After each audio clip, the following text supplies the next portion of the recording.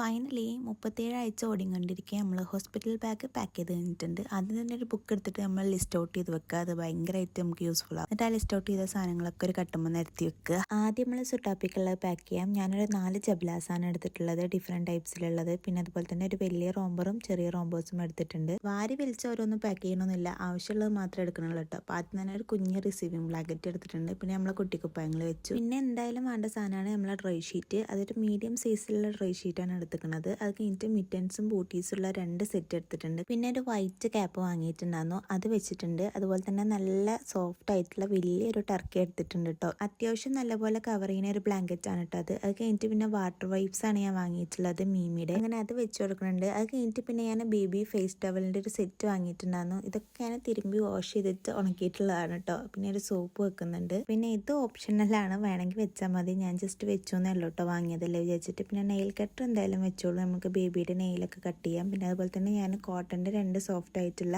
Baat towel എടുത്തിട്ടുണ്ട്. പിന്നെ കുട്ടിക്ക് വേണ്ടിയിട്ട് തന്നെ ഇതേപോലെ വെള്ള തുണികൾ ചെറുതായിട്ട് നമ്മൾ മുറിച്ചിട്ട് അങ്ങനെ കുറച്ച് പീസസ് വെച്ചിട്ടുണ്ട് കേട്ടോ. പിന്നെ ഹഗീസിന്റെ ഡയപ്പറാണ് ഞാനിപ്പോൾ വാങ്ങിയിട്ടുള്ളത്. ചിലപ്പോൾ ഞാൻ ടാപ്പ് ഡയപ്പർ വേറെ വാങ്ങും. പിന്നെ എന്തായാലും വേണ്ടാണ് ഈ ഒരു ക്യാരി ബാഗും അതുപോലെ തന്നെ ഫീഡിംഗ് പില്ലോയും. അതുകൊണ്ട് ആയാലും നമ്മൾ സുട്ടാപ്പിയുടെ പാക്കിങ് കഴിഞ്ഞു. ഇനി നിക്ക് എന്തൊക്കെ പാക്ക് ചെയ്തു എന്ന് ഞാൻ അടുത്ത വീഡിയോയിൽ പറയാം. അപ്പം ശരി.